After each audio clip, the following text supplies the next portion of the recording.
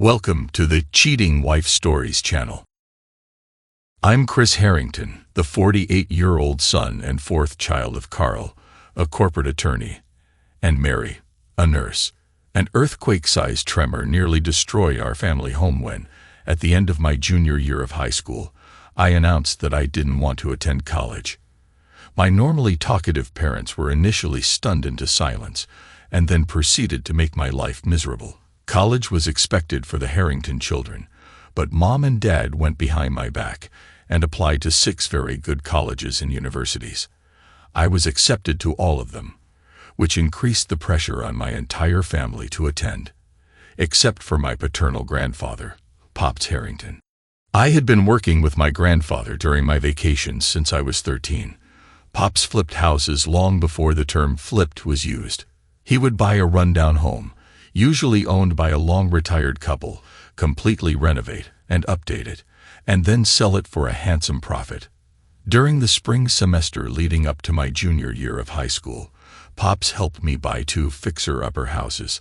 I spent the summer lining up contractors, electricians, plumbers, and painters, and making sure the work was done properly.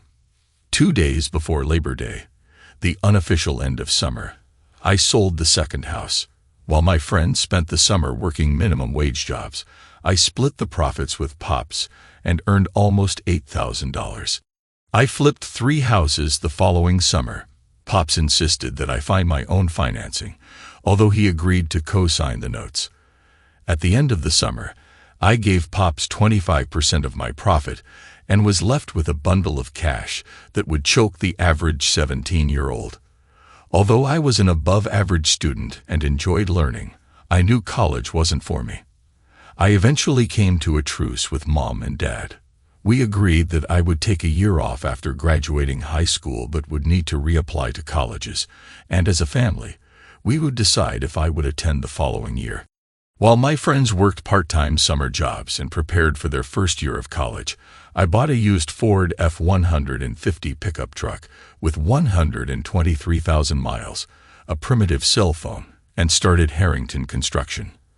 I contacted every real estate agent who would talk to me and explain the type of houses I was interested in purchasing. I committed to using them as the buying agent when I bought a home they recommended and as the selling agent when the renovations were complete. That's how I met the Kelly sisters. Jan and Mickey were in their mid-20s and relatively new agents who had recently started in real estate after finishing college. They were associates in a local franchise of a top national firm. I was currently overseeing the renovation of 2 homes when I got a call. "Hello, Chris. This is Mickey Kelly. I found a house in West Hartford that looks like it meets your requirements. Would you like to see it?" The biggest lesson I learned from Pops was urgency. If an opportunity presented itself, I needed to be prepared to take advantage of it. I agreed to meet Mickey in 90 minutes.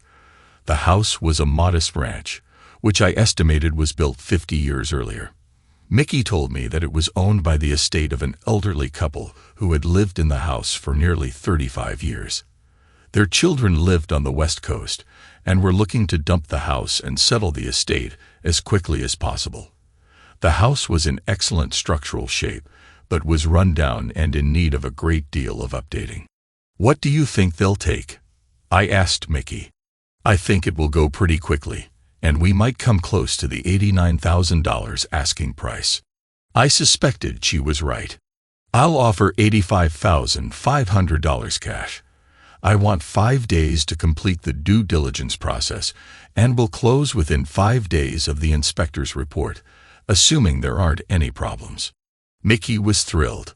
We went back to her office, wrote and signed the offer, and sent it to the listing agent.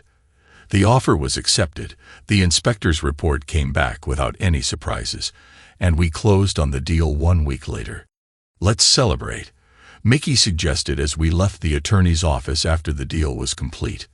"I share an apartment with my sister. It's less than 2 miles away.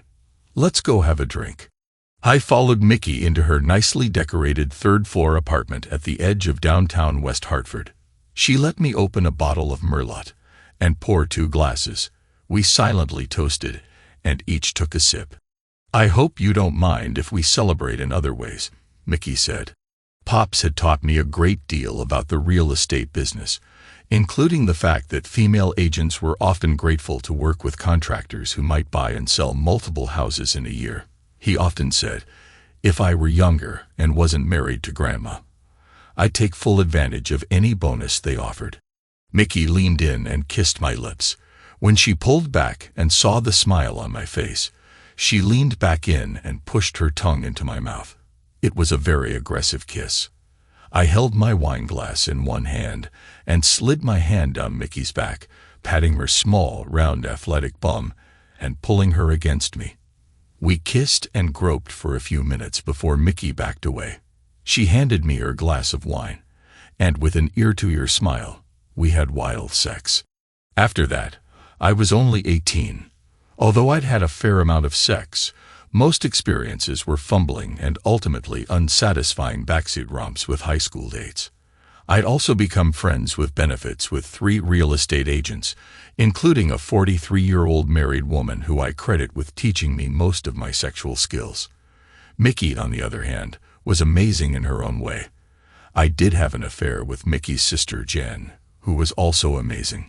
The next 5 years flew by. When I showed my parents my financial information after the first year, they agreed that I was doing very well. They were disappointed that I wasn't going to college, but could see my passion for the real estate business and supported me 100%. Starting my second full year in business, I was flipping a dozen to 15 houses a year. I was also actively looking for apartment buildings with 6 to 12 units.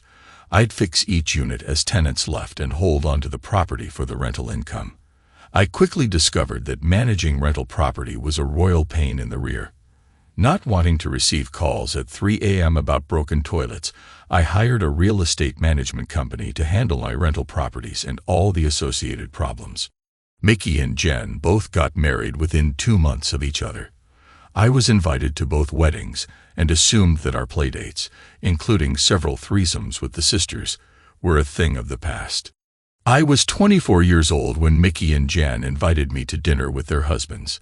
Their younger sister, Kate, was a recent college graduate and had been teaching at a Hartford area elementary school for 1 year. Kate had gone to school on a swimming scholarship and was stunning. She was taller than her sisters, standing at 5 feet 9 inches, weighing 135 pounds, with red hair and hazel eyes. Her athletic build was highlighted by long, trim legs and the most gorgeous hips ever. Even better than her physical appearance was her personality. She was smart, genuine, and had an easy laugh.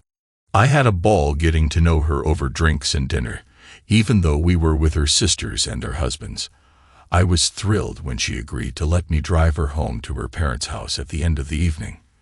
We were approaching a Dunkin' Donuts shop when Kate suggested we stop and talk, since it was the first time we were alone. After getting our drinks, we found a table that afforded us a little privacy. "Listen," Kate started, "you seem like a nice guy, and under different circumstances, I think I'd like to get to know you." "I'd like to get to know you too. What are your concerns?" "I know you've been friends with my sisters for a few years, and I know they're 30-something. I'm pretty sure they cheat on their husbands. How does that affect you and me?" "I won't ask if you've ever slept with either of them," Kate continued. "But if we dated, even if we went exclusive, you can't date my sisters. Deal?" I agreed. "You should also know that I'm not in my 30s. I have some experience, but I've only been intimate with men I've been in committed relationships with. The number isn't that high." Kate and I started dating. When I asked her out for the 4th time, I invited her to my home for a private dinner, and I was thrilled when she agreed. I picked her up at her folks' house, and I think she was shocked when I pulled into the parking area behind my home. I no longer lived in a condominium. Pops and Grandma Harrington had died within 3 weeks of each other 4 years earlier. They were incredibly generous to their children and grandchildren, leaving substantial properties from Pop's lifetime work. I inherited their old farmhouse on 73 acres in a small rural town just 20 minutes from Hartford. The acreage was filled with fruit trees, fruit bushes, and vegetables. The land was leased to a local farmer, and the income from the lease allowed me to support the property without investing my own money. It took me almost a year to decide to renovate the 30-year-old farmhouse and barn, and another 2 years to finish the project. When it was complete, I owned a beautiful home. The outside was neat as a pin and kept the distinct look of an old traditional farmhouse. The inside had been gutted, and several walls were removed, giving the house a modern, open look. I'd also renovated the barn, pouring a concrete floor and converting it into a giant garage and storage area. The back corner was turned into a gym, and the second-floor loft was converted into a modern office, now home to Harrington Real Estate and Construction. In truth, the office was my man cave. My company only had one employee, me. I bought, renovated, and either sold the property or rented it. I subcontracted all the renovations and hired real estate agents, attorneys, finance experts, and accountants. I was a one-man show. Kate was impressed when I gave her the grand tour. I think she was also impressed with the lasagna, asparagus, and salad I served for dinner. We ate on my backyard patio, drank wine, and talked until the candles burned out. "Can I ask you something?" I said. Kate nodded and said, "Sure. I'm enjoying getting to know you, and I want to spend more time with you." I continued. "I don't have any interest in dating anyone but you. Would you consider being exclusive?" The smile on Kate's face slowly disappeared, and I was crushed when she said, "I need to think about it." Slowly, the smile returned. She laughed and said, "I've thought about it long enough. It's about time you asked." She jumped into my lap and kissed me. It took nearly 45 minutes to make it to my king-sized bed on the second floor of the house. We slowly kissed, touched, and undressed each other the entire time. When we finally fell onto the mattress, wrapped in a hug, I was the happiest man alive. I'll admit that my only concern was that I might compare Kate to her sisters and be disappointed in the quality of sex. After a very exhausting night that included both sex and making love, I knew I'd found the right sister. She loved sex just as much as her sisters, but wanted an exclusive relationship. Shortly after, Kate and I got engaged. Her dad called and asked if we could meet for a beer. Her parents and I were friendly, but we didn't completely click. George and I met the next day, and as usual, he got right to the point. "Chris, I like you a lot, but I think it's important that you and Kate sign a prenuptial agreement. Have you talked to Kate about it?" George answered, "Not yet, but I will." He pushed a manila folder across the table and continued, "I had my lawyer put this together." The prenup was only 2 pages and basically stated that in the case of divorce for any reason, Kate and I would keep all the assets we brought into the marriage. Kate would keep all acquired assets from her current job and any future jobs, and I would keep all the assets from my business. In case we had children, the court would set all child support payments, and we would each be required to pay $5,000 a year into a college fund. It seemed fair and straightforward. I told George, "I don't see any problems, but let me have my attorney take a look at it. I'll have it back to you within a week." Kate and I were married at the end of her second school year, and we took a 2-week honeymoon vacation to several Caribbean islands. While on vacation, we conceived a honeymoon baby, and Kay was born 9 months after our wedding.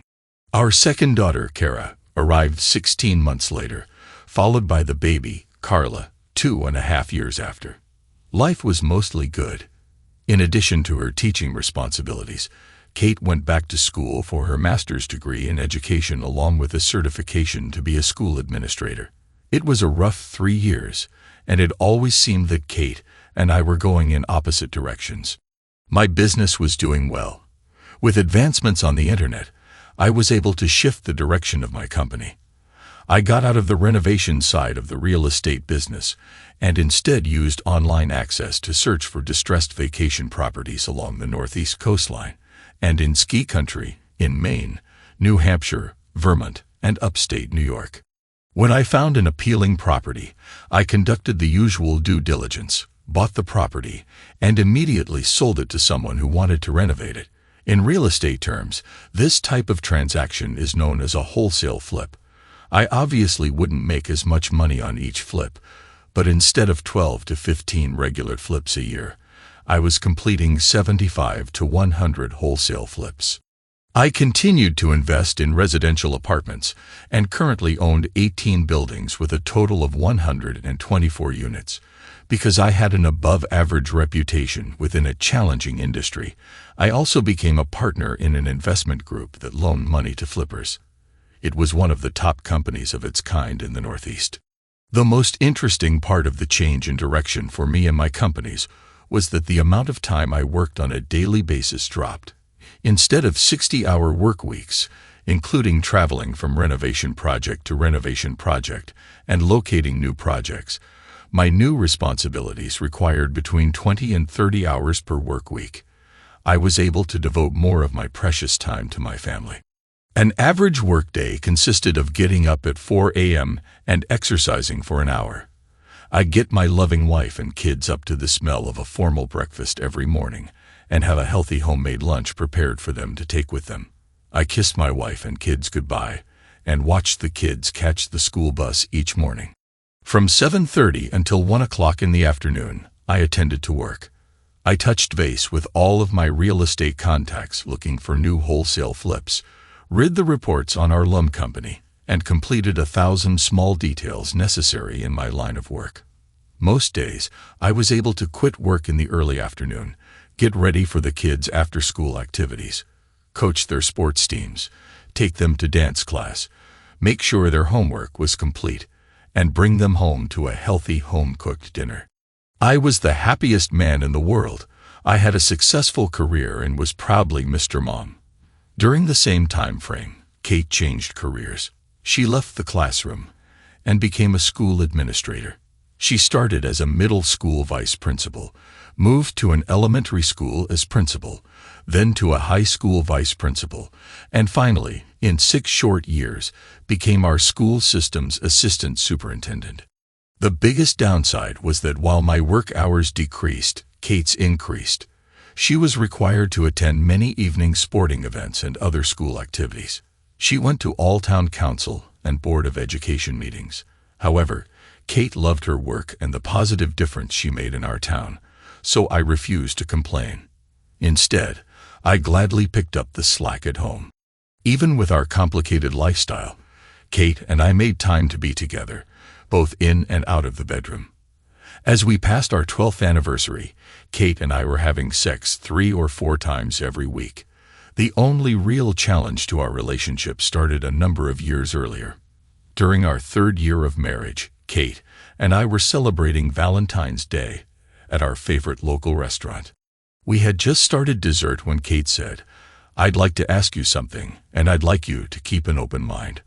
I'll admit that I was a little annoyed at her words and tone, and I responded, "When have I ever been closed-minded with you?" Kate rolled her eyes and said, "I just think there's a chance, a small chance, that you'll get upset. So, after making reservations at our favorite restaurant and giving you a diamond pendant to celebrate Valentine's Day, you decide that it's a good time to talk about something that might upset me. Great. Go ahead." "Oh, for heaven's sake, Chris," Kate said. "I said there was a small chance you'd get upset." I waved before Kate could continue her rant. "Just tell me what you want to talk about." Kate stared at me for close to a minute before she continued. "Mickey and Jan have been going on a 5-day cruise every spring. We've picked a cruise during my school spring break. I'd like to go this year." I laughed and said, "Why in the world would that upset me? It sounds like a great idea. Where are we going?"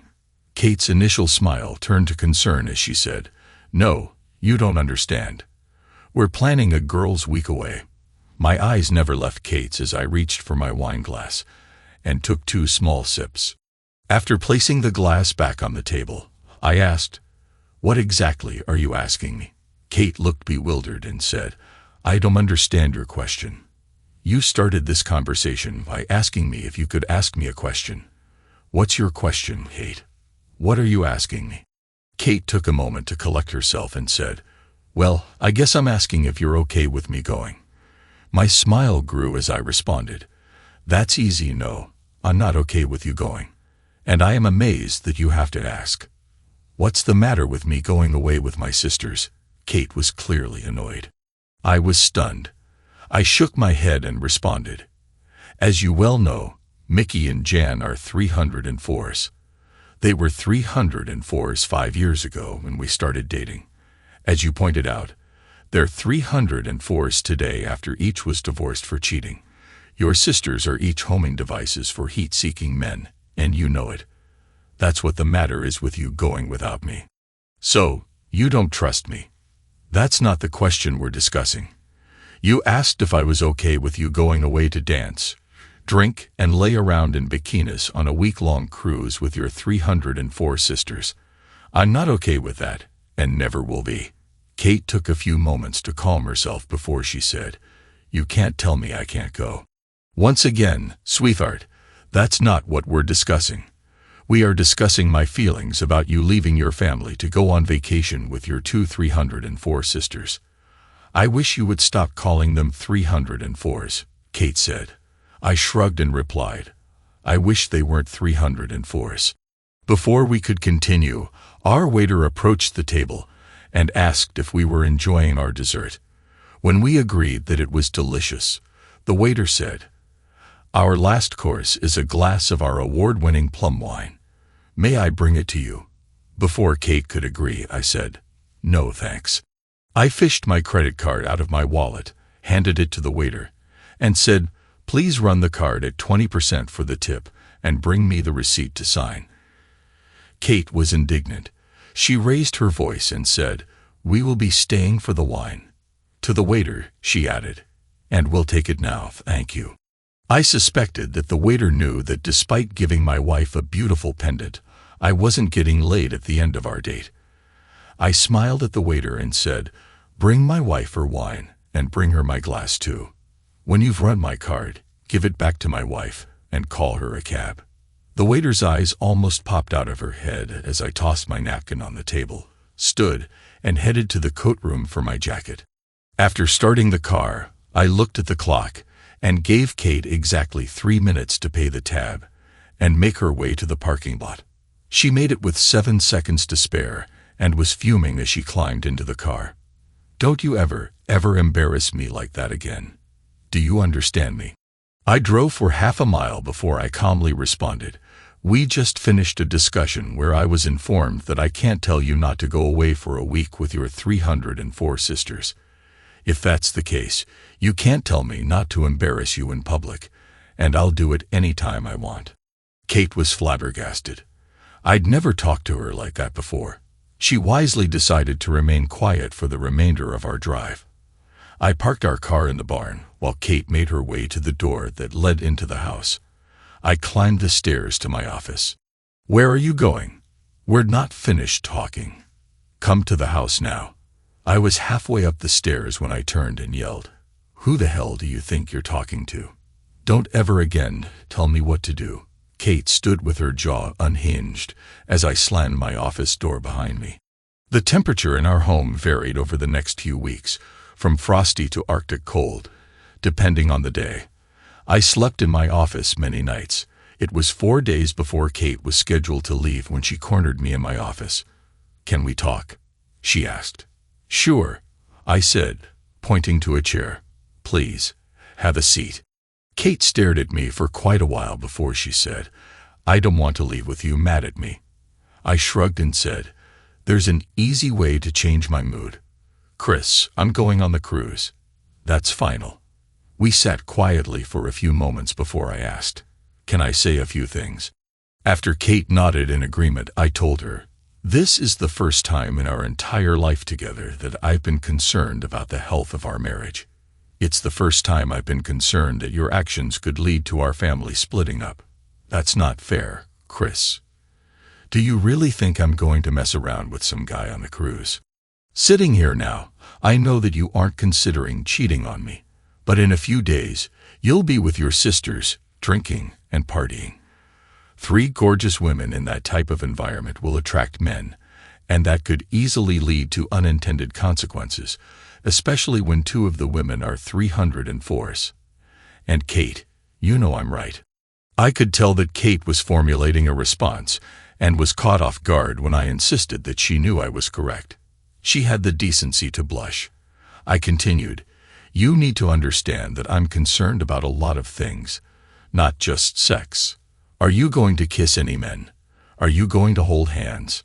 How about slow dancing with his hands on your hips or allowing a man to spread sunscreen over your body while you lay by the pool? Chris, you're being ridiculous. I'm not planning on doing any of those things, but even if they happen, those things aren't that bad. I think my smile unnerved Kate. I asked, why aren't you planning on doing any of those things? Because a married woman shouldn't be involved with a man in that way. But if a drunken mistake happens, it doesn't in any way mean that it should lead to divorce. I shook my head and said, we keep going around in the same stupid circle. You have not considered my very strong feelings and concerns about this trip. If I find out that you have acted in an inappropriate manner, I will not consider your feelings. I'll do what's best for me and my daughters, up to and including divorce. I can't believe that you're talking about divorce. I can't believe that your decision to go on this vacation has led us to talking about divorce. Listen, I continued, I've accepted that you'll be taking this trip. I obviously don't like it, but I accept it. I hope you and your sisters have an enjoyable time. But I want you to understand my concerns and know without fail that if you cross the line and do something inappropriate, and I find out, I'll throw you to the curb in a second. I was surprised when tears streamed down Kate's cheeks. She jumped from her seat, walked to my office door, and over her shoulder shouted, I'm not planning on doing anything wrong. On the morning of Kate's departure, we were sitting around the kitchen table. The leftover scraps of a waffle breakfast were the only evidence left from our delicious meal. Kate was asking the girls about their plans for the week when the kitchen clock hit 8 o'clock in the morning. Kate looked at me and said, we need to get going. I told Kate that we'd pick up Mickey at 8:30 and Jan at 9 o'clock. Of course, you're driving us to the airport, Kate. I've got conference calls scheduled for 8:30, 9 o'clock, and 9:45. I'm going to my office. What the heck's the matter with you? What kind of husband doesn't drive his wife to the airport? I was halfway to the kitchen door when I answered, the kind of husband who won't support this vacation in any way. Then, turning to the girls, I told them, please clean off the table and counters before you turn on the TV. The next 9 years flew by. Kay had just turned 13. Kara was 11. And Carla was 8. I continued to love the responsibility of being Mr. Mom and being the primary caregiver to the children. Kate appreciated my efforts, as it allowed her to continue as a top administrator in our town school system, as well as hold posts on several state of Connecticut and national education boards. I was incredibly proud of my wife, while also enjoying the close bond I had formed with my 3 daughters. It was a Friday afternoon during the last full week in April. Kate had returned 2 weeks earlier from her 9th spring vacation cruise with her sisters. My phone was muted, and I was listening in on a conference call I wasn't scheduled to contribute to, only listen. I was standing by the open office window, enjoying the warm spring breeze, when Kate's car sped into the driveway, closely followed by her sister Jan's car. Kate jumped out of her car, and Jan and Mickey climbed out of the other car. I heard Jan ask what was so important. Kate shushed her sister and said, let's talk in the kitchen.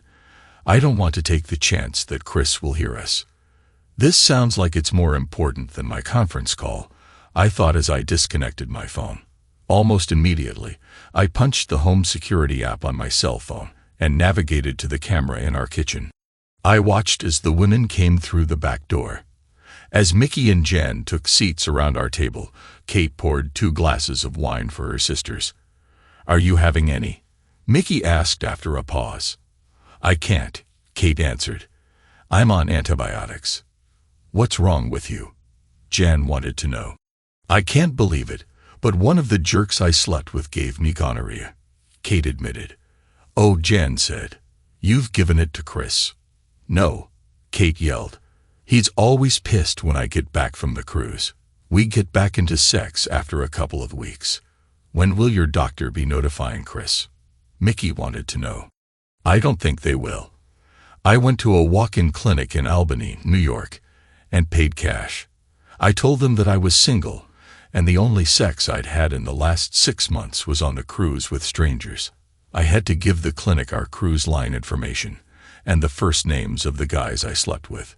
The medical authorities will try to track down the guy who passed this to me." I didn't need to hear more and shut off the app.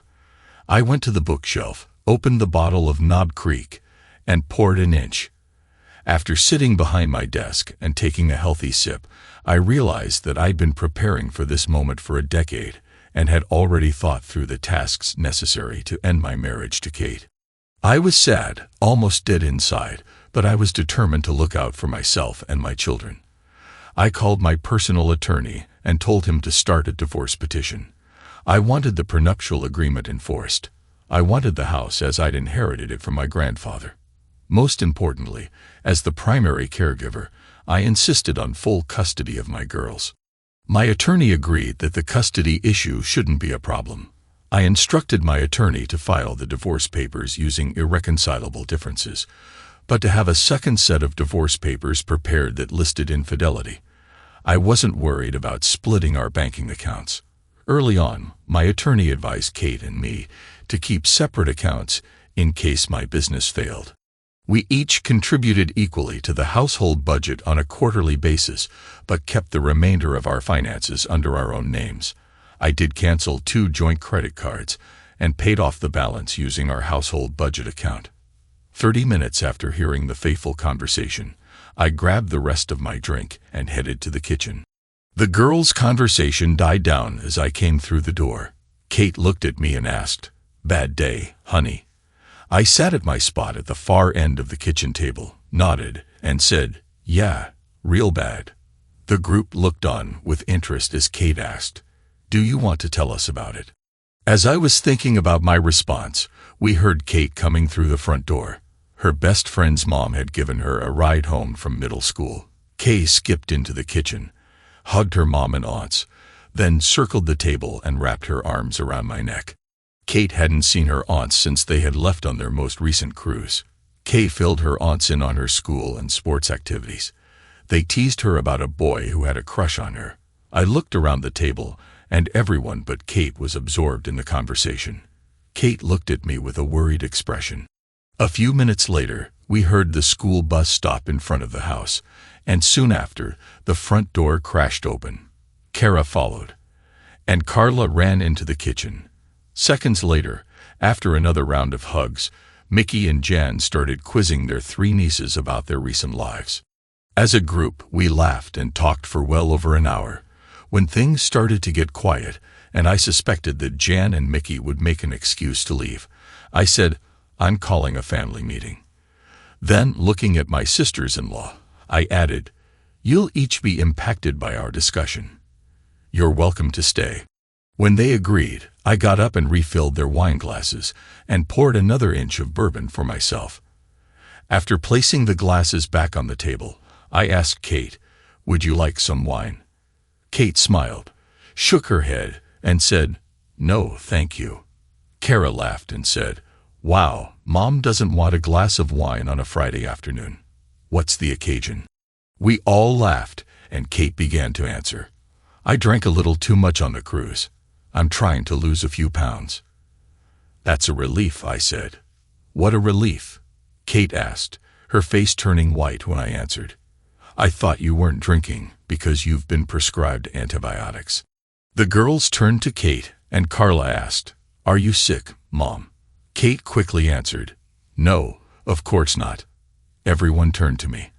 I took 2 deep breaths to calm myself and turned to my girls.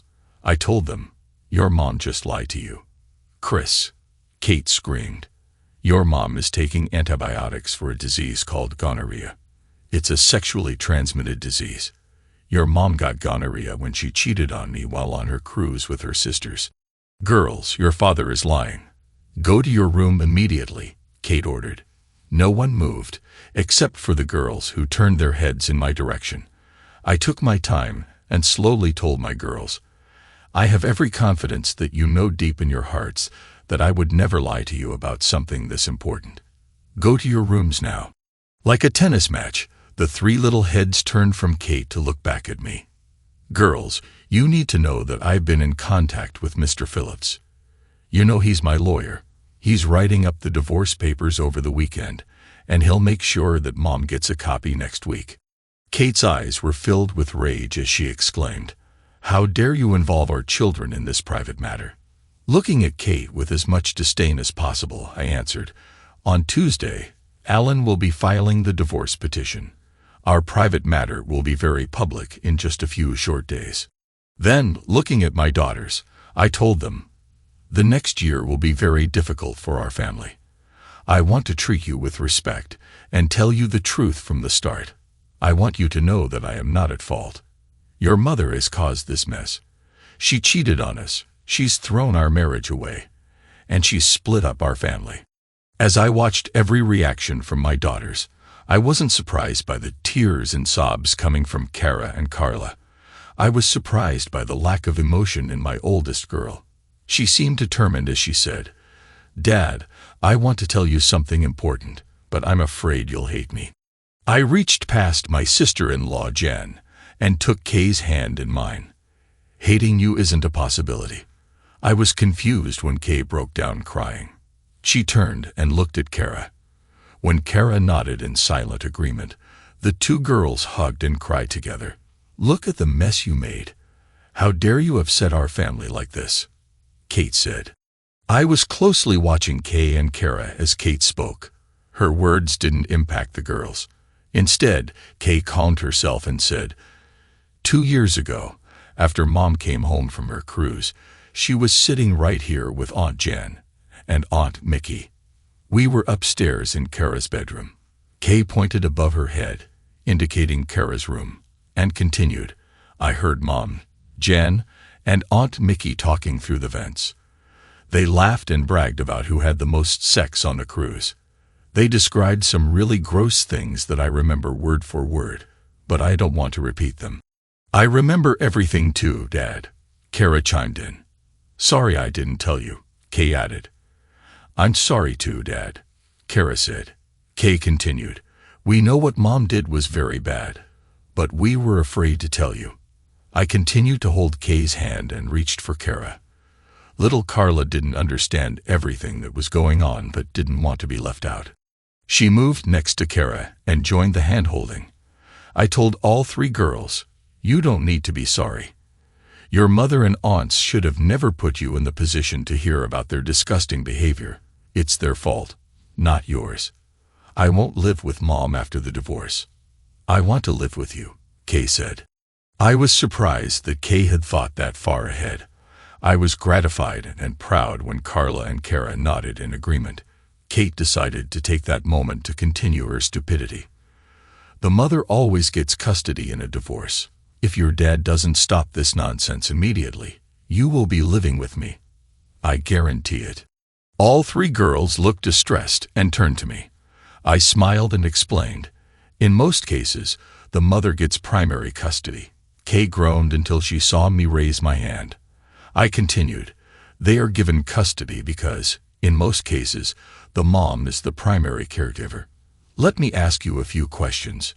You don't have to answer out loud. The girls nodded for me to continue. Who makes you breakfast every day? Who packs your lunch for school and cooks dinner? Who does the grocery shopping each week? Who is home with you every evening while your mom is at her meetings? Who takes you to the doctor for your annual physical or when you're sick? Who coaches your sports teams and volunteers to chaperone school field trips? Who takes you to dance class and theater rehearsal? As an afterthought, I asked, Can you think of a single thing that your mother does on a regular basis that contributes to our family? Kay jumped up from her seat, circled the table, and leaped into my outstretched arms. It's you, Dad. You're our caregiver and the best dad ever. As Kay finished, her two sisters joined us in a giant group hug. I waited until we were calm and then said, Go to your rooms, girls. Your mother and I need to talk. I received 3 juicy kisses on the cheek. The girls ignored Kate, Jan, and Mickey as they headed out of the kitchen. They were leaving when I instructed, "Girls, I don't want you eavesdropping. Please go to Carla's room." Given the raw emotions of the situation, I was happy to hear 3 giggles and a chorus of "Okay, Dad. It looks like you won." I said to Mickey and January. I could tell they didn't want to respond, but I forced their hand. "What do you mean?" Mickey asked. "I wanted a faithful and loving wife, and you wanted Kate to be a 304. You've won." Mickey had the decency to groan. "I'm not a 304, Chris." I laughed and responded, "Your gonorrhea-infested hole is proof that you are a 304. Stop. Please act like an adult. We don't need vulgar language." Jan jumped in, trying to defuse the situation. "It was only 1 week a year, Chris. Kate has a stressful job, and she lets loose while we're away. It isn't a big deal," Jan explained. I couldn't help myself when I said, "If I wanted a 304 for a wife, I would have married you or Mickey." "Screw you, Chris," Mickey continued. "You never complained when you were with us." There were nods of agreement from the sisters. "Let's see. I was 19, single and foolish." I paused before asking, "Once you introduced me to Kate, did I ever accept any of your many invitations to continue?" Everyone at the table knew the answer. No one said a word. "I don't want a divorce. I'm going to fight to keep our family together." "Luckily, Kate, I don't need your permission to divorce you. I've instructed that the divorce proceed under the terms of irreconcilable differences. If you fight me, I'll have the court issue an order to have you tested for STDs. I think the gonorrhea that's infesting you will prove you're a cheater. Then I'll change the terms to infidelity, and the world will know the truth." "Hey, sis," Jan piped in. "We're going to get out of here and give you two some privacy." Both sisters started to stand but halted when I said, "While you're leaving, I want you to take out the trash." They looked at me with confusion until I pointed to Kate and told them, "Bring your sister to her room. Have her pack enough for a few weeks, and then get her out of my home."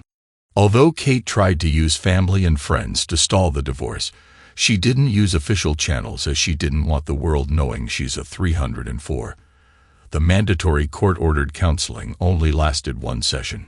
It was easy for the counselor to determine that I had no interest in continuing my marriage to Kate. The court accepted the prenuptial agreement. Kate kept all assets associated with her job, and I kept my businesses. Best of all, I was awarded primary custody of Kay, Kara, and Carla. My 2 oldest daughters continued to be hostile to their mother and aunts, but remained close to their maternal grandparents. My baby, Carla, remained close to her mom and saw her on a regular basis. Kate did not have a great life after the divorce. The news about her divorce spread, and to make matters worse, her gonorrhea spread, requiring her to remain indoors for an extended time. It turns out that all 3 sisters were infected. Well, karma works in strange ways. On a sunny Sunday, I drove my wife's car to purchase a couple of new lawn chairs. To accomplish this, I decided to listen to the program Asterisk, This American Life Asterisk on the NPR channel, and got absorbed in the captivating stories they were presenting. While driving, I heard about a book on the radio that grabbed my attention, and I had to jot down its title. With one hand on the steering wheel, I searched in the center console with the other hand, feeling around for the handle among various items that appeared from the depths beneath the CD cases: a crumpled honey wrapper, a folded Starbucks drink package, a quarter, and even a folding comb. I found something quite unexpected: a package of contraceptives. This surprise startled me, causing me to momentarily loosen my grip on the steering wheel, nearly veering off the road. Moments like these stay etched in memory, replaying in slow motion. In each frame, a red Toyota passed me on the left, driven by a red-haired girl with an earring. Returning my focus to the road, I noticed the speedometer showed 34 miles per hour. Dust particles had settled on the dashboard, a reminder of the passage of time. Anticipating a green traffic light, I felt a sense of assurance. Beneath the windshield, crushed beetles offered evidence of previous journeys. However, when I retrieved the CD case, its rough edges unexpectedly scratched my wrist, catching me off guard. These unusual sensations disrupted my train of thought, making it difficult to think clearly. Amidst this confusion came the question, is it mine? Had I ever contemplated infidelity? Thoughts, unlike images, tend to be messy and bewildering. Perhaps I worried about guilt stemming from inadvertently revealing a potentially dark secret, or maybe fear overwhelmed me. It's possible I harbored doubts about having done something wrong. I meticulously combed through every corner of the car, starting with the glove compartment and ending in the trunk. I even checked all the doors and scrutinized the seats. Finally, my efforts paid off when I found a small package hidden beneath the passenger seat, cleverly concealed in a plastic bag from a supermarket. Gently unwrapping it, I discovered a compact spiral-bound notebook. My heart raced as I opened it and began examining its contents. The first 2 pages were blank, piquing my curiosity. As I turned to subsequent pages, I encountered a series of cryptic lists. One of the entries was crossed out, capturing my attention. Under different circumstances, I might not have paid these lists any mind or pondered their significance. However, a familiar pattern started to emerge. The schedule of my work-related trips. The crossed-out date signaled the day I fell ill and had to unexpectedly stay home. The previously discovered contraceptive hinted at a message directing my thoughts toward the hotels she frequented on my trips, the Holiday Inn, the Quality Inn. As I pieced together the clues, everything pointed to a planned meeting at the Travel Lodge or Holiday Inn the following day at precisely 1:30 p.m. This revelation left me with a mix of shock and disbelief. I desperately hoped that my assumptions were incorrect, that there was some other explanation. Yet the unmistakable presence of the contraceptive seemed to confirm the worst-case scenario. I had to confront a harsh reality. It turned out my wife had been having an ongoing affair for 4 months. This shattered any hope that it was an isolated incident. The evidence indicated she had indeed cheated on me, and with serious intentions. A lingering suspicion grew that she maintained a secretive and elusive list. This revelation hit me like a ton of bricks. Deep down, I sensed I was on the brink of losing her, and conflicting emotions raged within me. On one hand, I couldn't deny the resentment and anger that had built up, deeming her undeserving of my attention. On the other hand, love still resided in my heart, and letting go was incredibly difficult. The daunting task of confronting her lay ahead, and the thought of facing this painful truth filled me with fear. Questions swirled in my mind. How could I move on? In that moment, I shook my head, closed my eyes, and realized I was utterly lost. Doubts consumed me.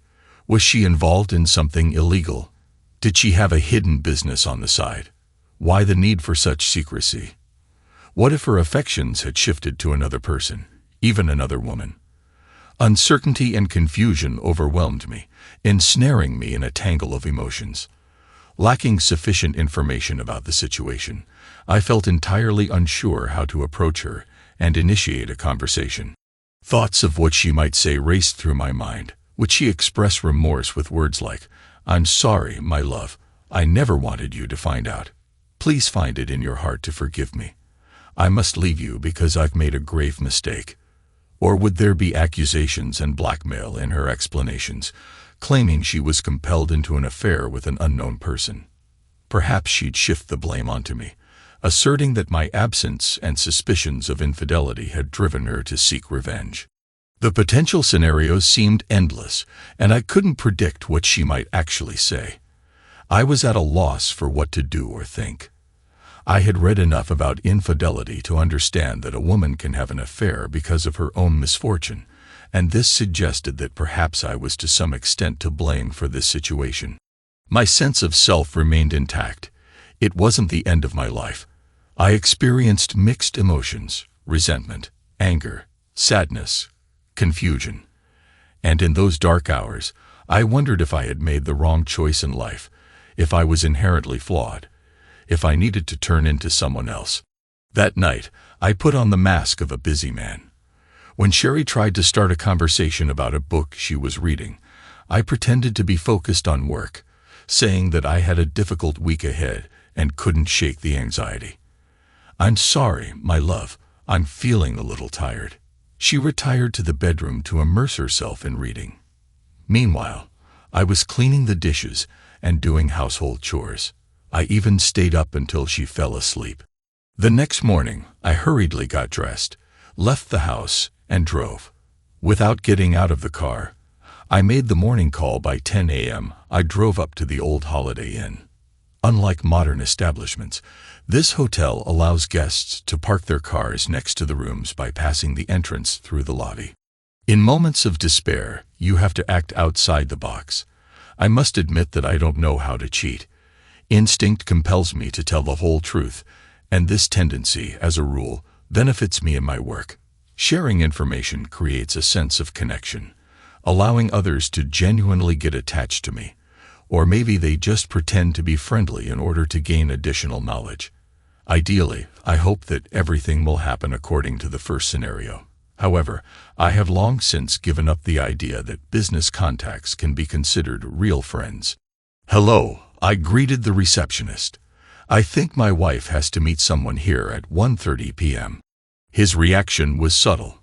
I suspected that she might be having an affair and wanted to find out the identity of her companion. A skeptical expression appeared on his face. "I just want to see the surveillance footage." His doubt was obvious. "I'm afraid I can't grant you access, sir. With all due respect to you, there are doubts about your intentions. This hotel is responsible for the safety and privacy of its guests, not for your personal investigations. There is a possibility that you may pose a threat to this woman. I apologize for assuming that she is your wife without getting confirmation." He said that, as my first boss had said, when I enter uncharted territory, additional time should be allocated since rarely everything happens as expected. If my life were a detective novel, I could slip a $20 bill to the desk clerk unnoticed to gain access, but I'm not one of those who resort to such tactics. On the contrary, as an experienced negotiator and manager, I'm able to find mutually beneficial solutions. The receptionist and I struck up a conversation, and soon he realized that it would be beneficial for the hotel if I watched the security monitors in his presence, which would ensure transparency of my actions. Realizing that if I left, I would be able to monitor the territory outside the hotel, and he would be powerless to prevent any unpredictable actions. Such a scenario could lead to legal consequences for the hotel. So it became obvious that, to reduce the risk, it was necessary to keep me on the hotel grounds. I find great satisfaction in reaching agreements that satisfy both sides. As a gesture of goodwill, I treated us to lunch at Subway, choosing for myself a classic sub with tuna, and for him chicken with bacon and ranch. After parking the car on the other side of the street, I went back to the hotel, and we watched the local news together at noon. During our communication, I openly shared information with him, discussing details related to the notebook and contraceptives. During our conversation, he talked about his personal life, shared stories about his family, including his nephew's imprisonment and his father's health problems. While enjoying the sandwiches, we started a conversation about fat, calories, and various eating methods, during which he mentioned his attempt to follow the Atkins diet. We agreed that the most difficult aspect of any diet is maintaining the achieved weight. It was as if we quickly became friends, knowing that our paths would most likely never cross again. Exactly at 1:25 p.m., she arrived. After parking the car at the back entrance, the farthest from the street, she remained sitting inside, engrossed in a telephone conversation. I could clearly see her face through the monitor. After finishing the conversation, she looked at her reflection in the rearview mirror, absently twirling a strand of hair in her hands. Suddenly, at exactly 1:30 p.m., an elegant blue BMW stopped next to her on the driver's side. A tall gentleman with a shock of brown hair got out of the car. He walked easily to the hotel entrance, handed over the room key, and looked back in the direction of my wife. In response, Sherry opened the car door, took one last look at her reflection, and confidently walked toward the man waiting for her. As she passed him, he gently wrapped his arm around her waist, pulling her to him. The hotel door closed behind them, sealing their private moment. The idea of an affair is easy to understand. We all used to be fond of it. But with effort and time, you can recover from such an affair. By acknowledging your pain and recognizing the underlying causes, you can choose to return. The most destructive outcome would be a connection with my worst enemy, a betrayal so cruel that it would make me feel as insignificant as the dirt on someone's shoe. It becomes almost impossible to escape doubt about the honesty of your own views or the presence of a fatal flaw in decision-making, leaving you attracted to false personalities. Perhaps you were deceived by Delilah herself, sweetly communicating with you while plotting your demise. This situation neither aligns with the best nor the worst options. It resides in the murky middle, where complexity deepens. It encompasses two betrayals, one by your wife and another by someone else. If the other party is merely a golf buddy, or someone of little significance, say the husband of one of your wife's friends, their betrayal carries limited weight. They are just another disrespectful person. However, if this person turns out to be your father or brother, a close family member, their betrayal might hurt even more than if it were your wife. After all, a wife isn't related by blood, and though you might feel so angry that you could end up physically fighting with your brother, you might ultimately prioritize your family ties over your marriage. She began an affair with my best friend Tom, betraying not only our friendship but our marriage. Tom was best man at our wedding, just as I was best man at his younger brother's wedding. I knew Tom for 20 years, since I was 7 years old. He understood how important Sherry was to me, and how committed I was to my marriage. This betrayal deeply hurt me, and weakened our once strong relationship. However, the understanding between me and the administrator was clear. We shook hands, confirming that our friendship would not be marred by misunderstandings, and that drinking and basketball would not cause disagreements. I crossed the street and headed to the golf course, where I got in my car and started hitting golf balls.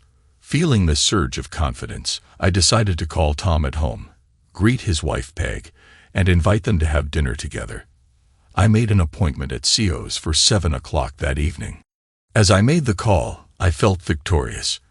I called home and left a message for Sherry, letting her know I would arrive early and arrange to meet at CO's at 7 p.m. I also left the same message on her cell phone to make sure she received it. When I got home at 6 p.m., I noticed that Sherry was already in the shower. Her gym bag was lying open on the floor, beckoning me to explore its contents. I couldn't fight my curiosity, hoping to find something noteworthy. Unfortunately, I found nothing of interest. I called out to Sherry, expressing my intention to take a shower as well. Realizing that this might be my last chance to meet her before things got worse, uncertainty loomed over my future, and I was determined to give her my love. Sherry, breathing heavily as if she had just finished a vigorous jog, pressed herself against me. I could hear the satisfaction in her voice as she praised the experience, and we both agreed that these moments would happen regularly. Her passion and genuine interest in me dispelled my doubts, and I felt a deep connection in that moment. As I pondered my next steps, I decided to meet Tom and Peg as I had planned at the restaurant. Everything seemed normal, and the bonds of friendship remained strong. But the gravity of the impending conversation hung in the air when I broached the subject. Sherry sensed my anxiety and offered her support by placing her hand on mine. I asked what they would do if they found out their best friend had betrayed them, or if their spouse had an affair with their best friend. There was silence in the room. The tension was building. Tom, Peg, and Sherry were struggling to find the words, trying to grasp the seriousness of my questions. Tom's silence spoke volumes, revealing the depth of his mistake. Peg realized the truth and quickly reacted by delivering a hard punch to Tom's face. The moment seemed to stretch, and I savored it, recalling past memories and reflecting on the current situation. I couldn't help but notice that Tom's usual witty responses were absent, replaced by the stark reality of his actions. Tom's hesitation and Peg's reaction emphasized the seriousness of the situation. I turned to Sherry and posed the question of how to respond to her infidelity, leaving the decision between a violent confrontation and an amicable divorce in limbo. Everyone was silent, emphasizing the weight of my words. Tom realized the seriousness of his actions, and Peg understood it perfectly well. Tom began to explain, but no sooner had he finished his sentence than Peg intervened, delivering a powerful punch to his face. Time seemed to stretch out again, allowing them to savor the moment and reflect on the significance of this turning point. Memories came flooding back, reminding me of innocent conversations with Tom in the past. I imagined us playing ball and battling the chilly wind behind a sturdy oak tree. There were curses in the air. I imagined us playing ball and battling the chilly wind behind a sturdy oak tree. There were curses in the air. The sound of Peg's hands hitting him again terrified me, and in the midst of this terror, I was still holding Sherry's hand. Her grip froze. Suddenly, Peg jumped out from behind the desk, grabbed her purse, turned quickly on her heels, and hurried away. Surprisingly, I remained calm. "Would you mind paying the bill?" I asked Tom calmly. "You can have the leftovers," I said to Tom as I stood up and turned to face my wife. "Let's go," I said, and Sherry slipped gracefully out from behind the table, following me to the car. As we walked, the first words that escaped Sherry's lips were full of remorse. "I'm really sorry. I'm really sorry." I answered coldly, "Very nice. Are you sorry you got caught? Are you sorry that you hurt me?" My anger began to build. "Sorry you ruined our marriage. Sorry I seduced one of your best friends. Sorry that I ruined your old friendship. For what? What exactly are you sorry for?" I demanded, feeling the full weight of my disappointment. Sherry's tears began to flow, but not in streams, real drops running down her cheeks. I kept driving, trying to stay calm. When she plucked up the courage to speak, I raised my hand, signaling her to stop. She instinctively touched her forehead and closed her eyes. Choking on sobs, I stopped the car. "You can get out," I said firmly. Sherry looked out the window and realized that we were in front of her parents' house. "No," she said, almost with a groan. "Get out," I warned, tapping the steering wheel impatiently. Disappointment gripped me, and I suddenly flushed. "Get out," I shouted, refusing to look at her as I drove away. When I arrived home, my initial plan was to pour myself a strong drink and mindlessly watch TV until sleep overcame me. But then something clicked in me. I opened Sherry's closet, overcome with a lot of emotions and uncertainty, and I fixated on her clothes. I started tearing them off hangers, desperately grabbing buttons, trying to tear the seams.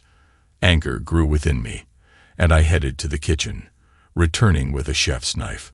Fueled by passion, I forcefully cut her clothes, slicing through the fabric with the knife. Drink had taken over me, pushing me to act on impulse. I impulsively lit a fire in the fireplace and tossed our wedding album into the flames. In a fit of rage, I collected a handful of her underwear, one by one, and tossed them into the fire, captivated by the sight of each piece catching fire. Afterward, I settled into an armchair and watched a classic football match absent-mindedly until exhaustion finally overtook me, and I fell asleep. Those hours were agonizing, filled with a sense of significance in every passing moment, yet none of them brought any comfort. I felt crushed, drawn toward the dark side of my emotions. I now understood the power of autosuggestion and the destructive tendencies of jealousy. I saw that beneath the surface of love, anger could run equally deep. The following morning brought a sense of calm. The house appeared tidy except for the mess in the bedroom. The remnants of Sherry's torn clothes lay scattered on the floor around her closet. I left them there, by the fireplace, with the charred remains of our wedding album, burned bras, and the remains of my nightgown. My mind felt empty, devoid of coherent thoughts, driven by anger. I went to take a shower, letting the water cascade over me. In that moment, memories of our intimate moments from the previous night flashed through my mind. I realized that my life had undergone an irreversible change, yet strangely, I didn't feel strongly about it. In light of recent events, I decided to have a direct conversation with Tom about our situation. I called him on his mobile phone, and to my surprise, he answered and immediately apologized.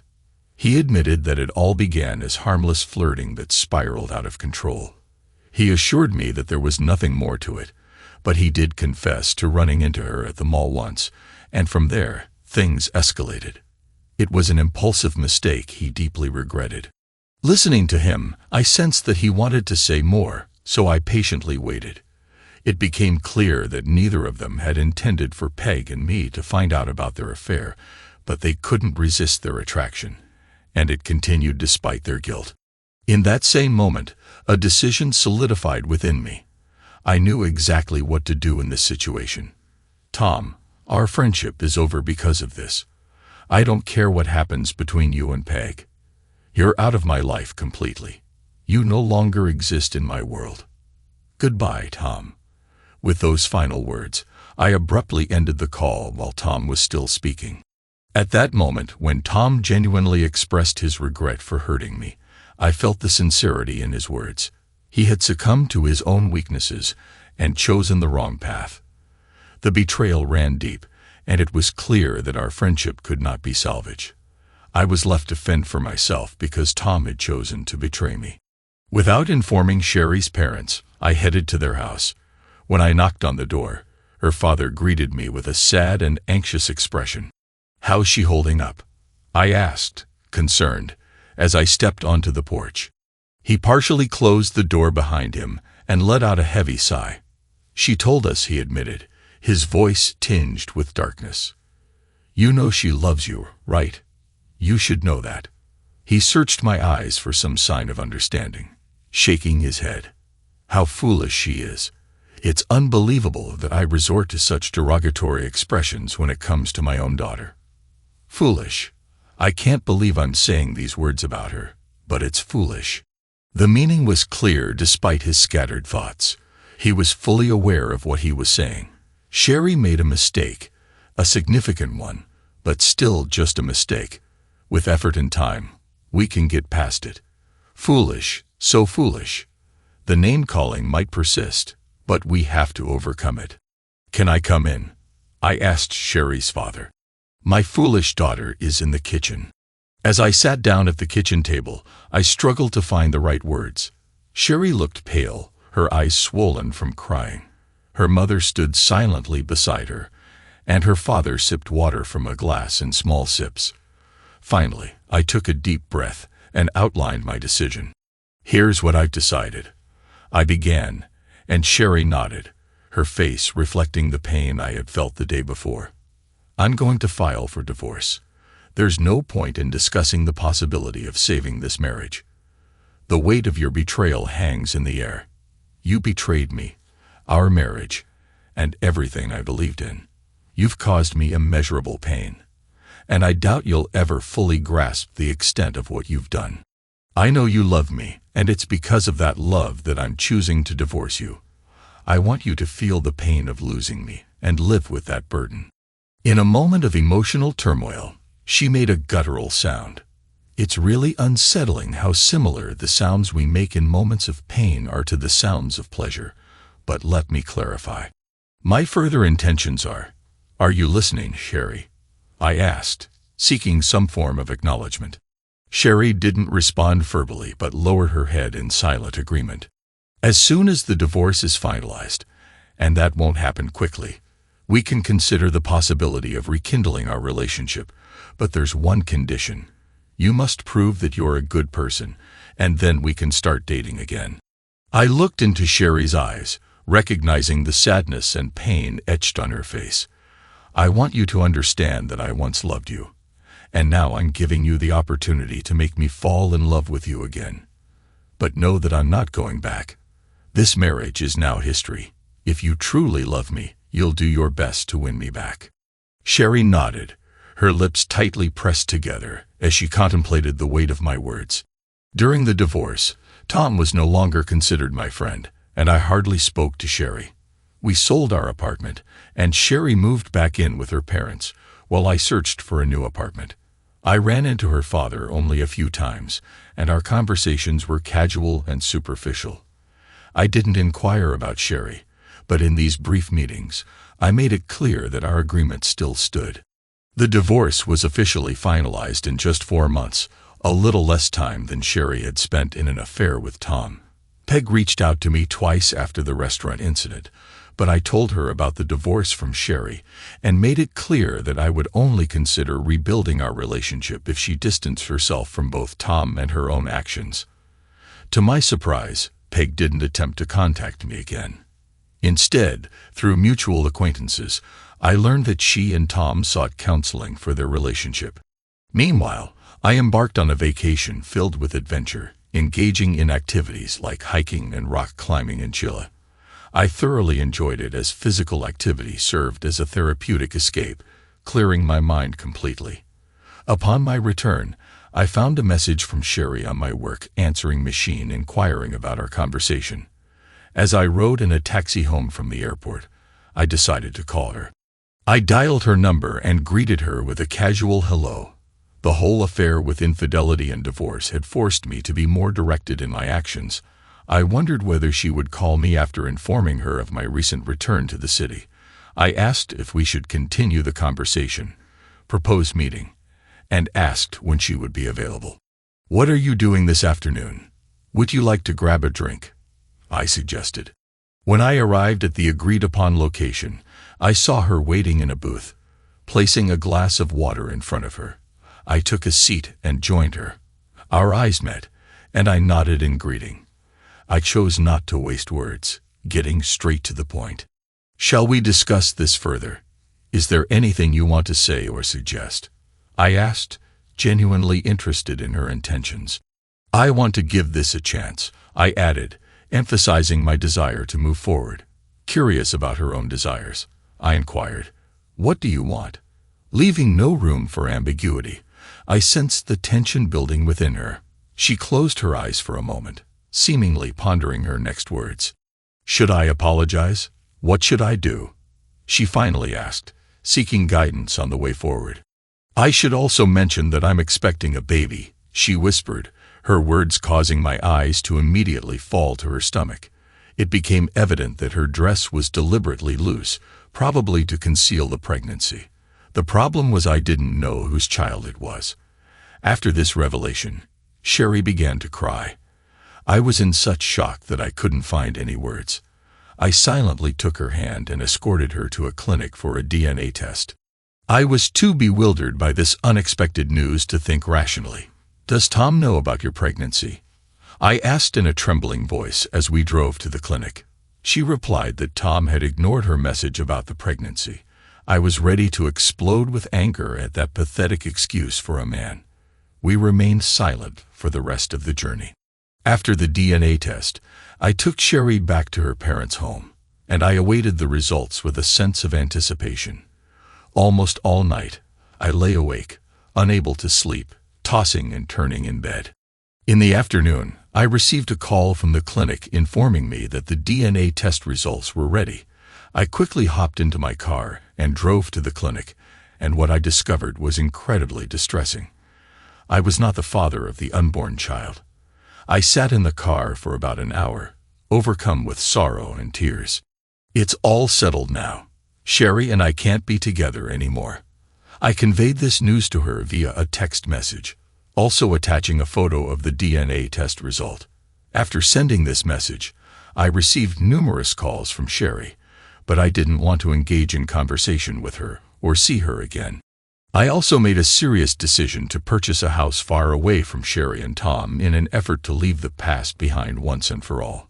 It's been 7 months since I blocked Sherry and all our mutual acquaintances. I bought a small house and try my best not to dwell on the past with Sherry. My work and involvement in sports helped me with this. I have a girlfriend with whom I spend weekends away from work, and we have a great time together, but I'm not looking for anything serious at the moment. Recently, I learned about Sherry's and her child's fate from my parents, and it brought me to tears. Following my message, Sherry became hysterical. which eventually led to a deep depression. She even refused to eat and spent entire days in bed.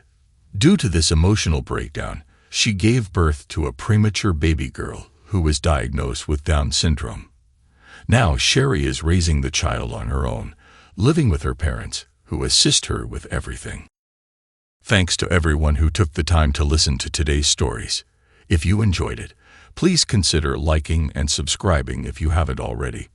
Feel free to share your thoughts on the events in the comments below. Take care.